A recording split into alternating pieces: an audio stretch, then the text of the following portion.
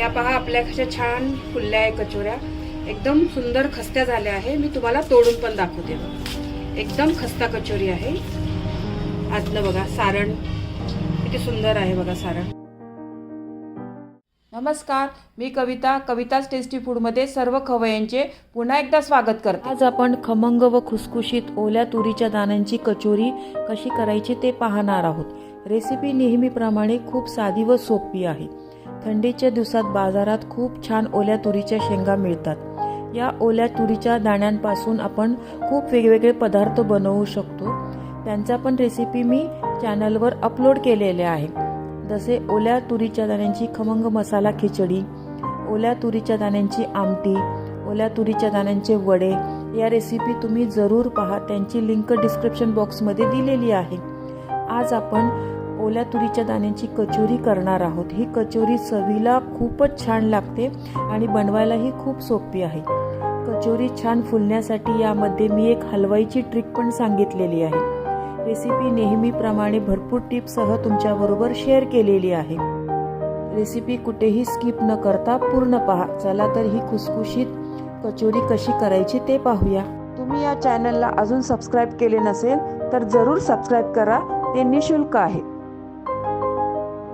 यासाठी लागणारे साहित्य, या ओल्या तुरीच्या शेंगा बघा अशा दिसतात। याचे पीक विदर्भामध्ये जास्त पिकते, पण आता हे पुणे मुंबईमध्ये पण सहज भाजीवाल्यांकडे मिळतात। 1 वाटी तुरीचे दाणे घेतलेले आहे, 2 वाटी मैदा, ओवा, बडीशेप, कांदा लसूण मसाला, मीठ, धना जिरा पावडर, लाल तिखट, हळद, जिरे, मोहरी, भाजलेल्या जिऱ्याची पूड, हिंग, अख्खे धणे, लसूण, आलं, मिरची आणि कोथिंबीर। सर्वात आधी आपण कचोरीची कणिक मळून घेऊया। त्यासाठी मी इथं 2 वाटी मैदा घेतलेला आहे, मीठ, ओवा ना हातामध्ये थोडा चोळून घ्या, म्हणजे त्याचा स्वाद आहे ना खूप छान लागतो। 3 चमचे तेलाचं मोहन घातलेलं आहे।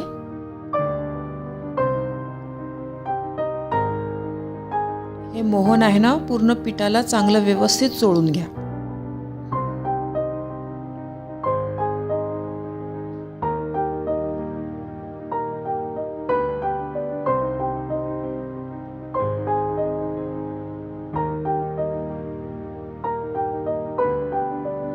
दोन्ही हातांनी ना पिठाला तेल व्यवस्थित चोळलं ना तर कचोरी छान खुसखुशीत बनते।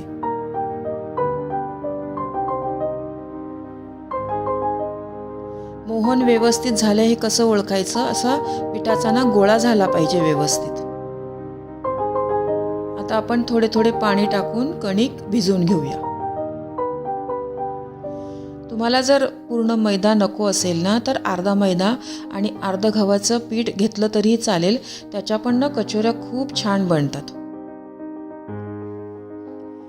थोडं थोडं पाणी घालून ना कणिक चांगली भिजवून घ्या। कणिक आपल्याला पातळ पण नाही आणि घट्ट पण नाही अशी भिजवून घ्यायची आहे। आपण समोसे वगैरे करतो ना तर त्याला पीठ जरा घट्ट मळून घेतो, पण कचोरीला ना थोडंसं पातळ लागतं, एकदम घट्ट नाही लागत। आणि कणिक आहे ना व्यवस्थित चुरून घ्यावे। असा हा कणकेचा गोळा 1 मिनिट चांगला व्यवस्थित मळून घेतलेला आहे। कणकेला ना थोडंसं तेल लावून ना परत थोडंसं चुरून घ्या चांगलं, आणि एक 15 ते 20 मिनिटं रेस्ट करायला पीठ ठेवून द्या।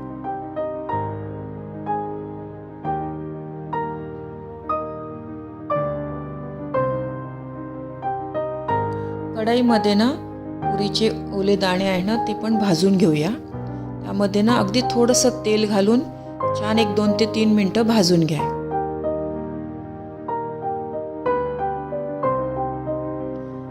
2 मिनिटं चांगले दाणे परतून घेतलेले आहे। हे दाणे आपण आता गार करून घेऊया आणि नंतर मग मिक्सरमध्ये बारीक करूया। कचोरीसाठी मसाला तयार करूया। त्यासाठी मी लसूण घेतलेला आहे, आलं, हिरवी मिरची, जिरे,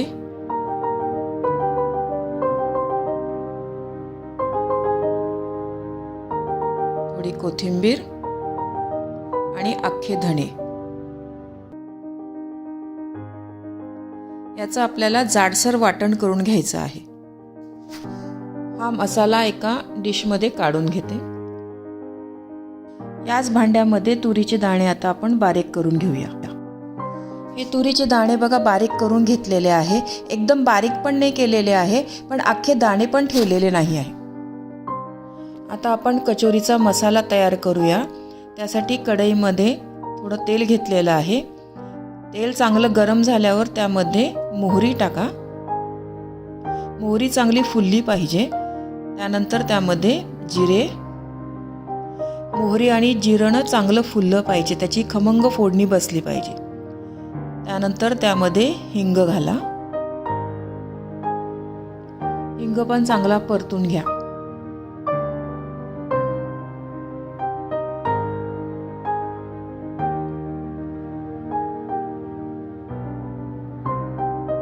यामध्ये आता आलं लसूण मिरची जे वाटण केलेलं आहे ना, ते वाटण पण चांगलं परतून घ्या व्यवस्थित. आलं लसूणचा कच्चा वास गेला पाहिजे.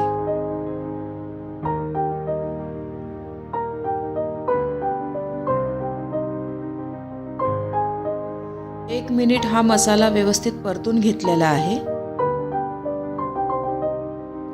यामध्ये आपण आता सुके मसाले घालूया. हळद,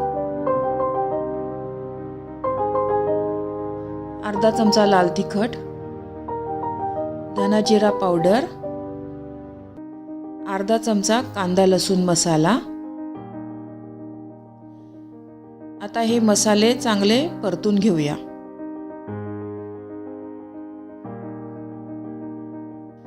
भाजलेल्या जिरेची पूड आणि बडीशेप. थोडं अर्धा मिनिट हे परतून घेऊया. चवीपुरतं मीठ घाला. तिखट यामध्ये तुमच्या आवडीप्रमाणे तुम्ही कमी जास्त केलं तरी चालेल.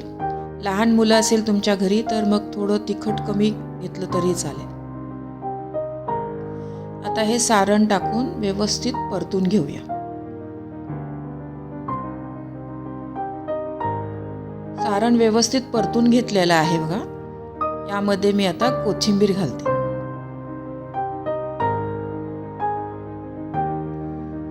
कोथिंबीर घातल्यावर व्यवस्थित मसाला परतून घ्या. यामध्ये मी आता तुम्हाला एक हलवाईची ट्रिक सांगणार आहे. यामध्ये पाव चमचा सोडा घाला. याच्याने कचोरी तुमची छान मस्त फुलेल. ही आचार्याची ट्रिक आहे ना, ही माझ्या माहेरी हॉटेल आहे ना, त्या आचार्याने मला सांगितलेली आहे. त्याच्याने कचोऱ्या छान मस्त खुसखुशीत होतात. हा मसाला आहे ना, आपण 10 मिनिटं असा झाकून ठेवूया.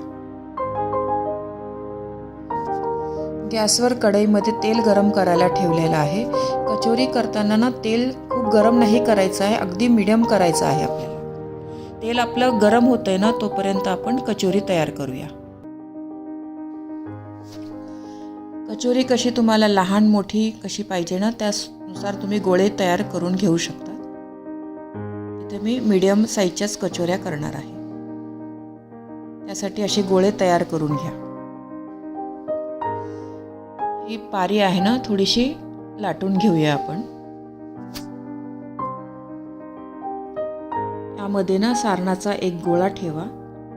हे सारण आहे ना, आतमध्ये व्यवस्थित दाबून घ्या असं, आणि वाटी तयार करून घ्या. जसं आपण पुरणाच्या पोळीला कसं करतो ना, त्याचप्रमाणे. आणि वर अशी कणिक आणून ना चांगली व्यवस्थित पॅक करून घ्या. कचोरी आपली ना फुटली नाही पाहिजे.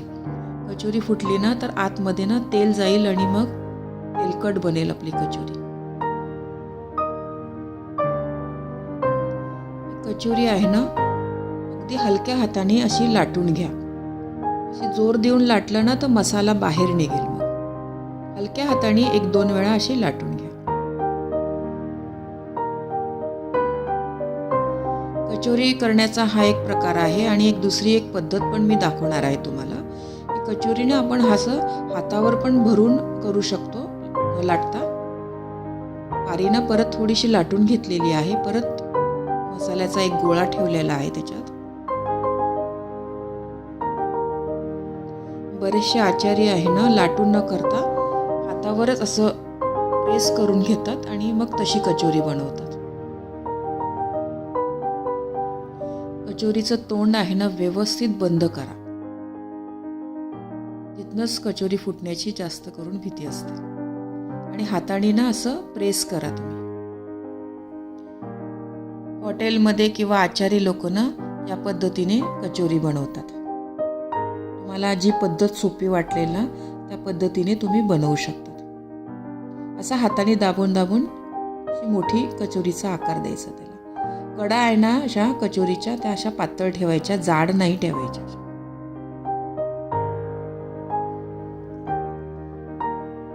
याच प्रकारे आपण सर्व कचोऱ्या तयार करून घेऊया.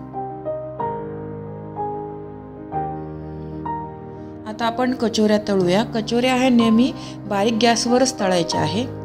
अजिबात आपल्याला मोठा गॅस करायचा नाही. अगदी मंद गॅसवर कचोरी तळली ना तर छान मस्त खुसखुशीत होते. मोठ्या गॅसवर तळली ना तर वर्ण लगेच लालसर होईल आणि आतनं कचोरी कच्ची राहील. गॅस माझा अजिबातच मोठा नाही आहे. मंद गॅसवरच मी कचोऱ्या तळत आहे. हळूहळू कचोऱ्या बघा किती छान मस्त फुलून वर आलेल्या आहे. या पद्धतीने कचोऱ्या केल्या ना तर एकदमच छान खुसखुशीत होतात. कचोरी बनवणं किती सोपं आहे बघा. घरच्या बेसिक साहित्यांपासूनच बनवलेली आहे. माझं माहेर विदर्भातलं असल्यामुळे लहानपणापासून मी या कचोऱ्या खात आलेली आहे. खूप म्हणजे खूपच छान लागतात ह्या कचोऱ्या चवीला.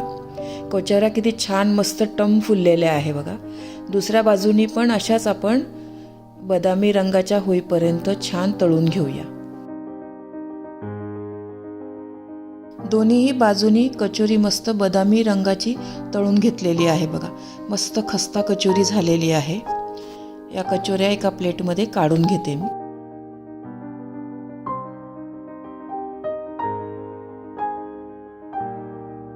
याच पद्धतीने बाकीच्या राहिलेल्या सर्व कचोऱ्या तळून घेऊया.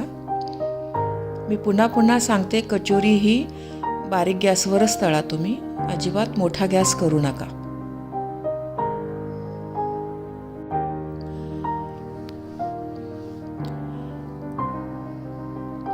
दुसरी बॅच पण तळून झालेली आहे बघा. कचोरी एकूण एक मस्त टम फुललेली आहे.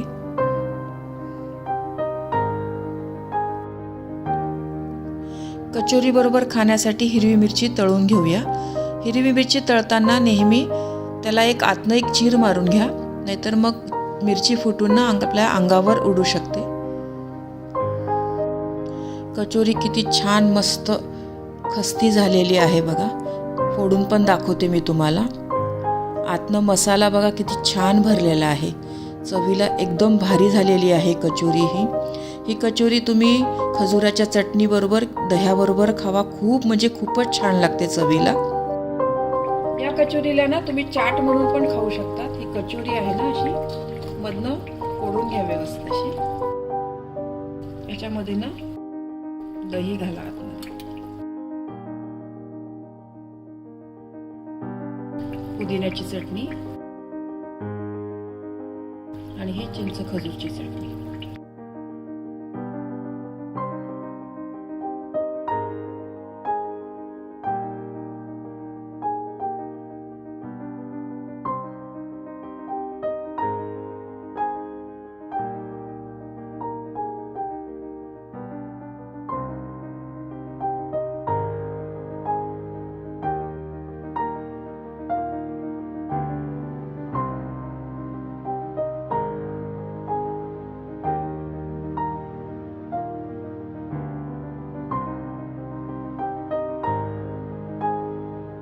कचोरी आहे ना चाट म्हणून पण खूप म्हणजे खूपच चवीला छान लागते. कचोरी चवीला खूपच छान झालेली आहे. या थंडीमध्ये एकदा तरी तुम्ही ही कचोरी नक्की बनवून पहा. खूप आवडेल तुमच्या घरी सर्वांना. कचोरी फुलण्याची ट्रिक कशी वाटली तुम्हाला तेही सांगा. तुम्हाला ही रेसिपी आवडली असेल तर तुमच्या मित्रमैत्रिणी आणि नातेवाईकांबरोबर शेअर करा. व्हिडिओला लाईक करा व चॅनलला सबस्क्राईब करा. रेसिपीला कमेंट्स करा. तुमच्या कमेंट्स वाचायला मला फार आवडतात. तुमच्या लाईक्स आणि कमेंट्समुळे माझा उत्साह वाढतो आणि नवनवीन व्हिडिओ बनवण्यासाठी प्रोत्साहन मिळते. त्याचबरोबर तुम्ही मला फेसबुक, इंस्टाग्राम आणि पिनट्रेस्टवर देखील फॉलो करू शकतात. त्यांची लिंक डिस्क्रिप्शन बॉक्समध्ये दिलेली आहे. तुम्ही ही रेसिपी कोणत्या गावातून पाहताय तेही सांगा. तर पुन्हा भेटूया एका नवीन रेसिपीसह. तोपर्यंत मस्त खा, काळजी घ्या. धन्यवाद.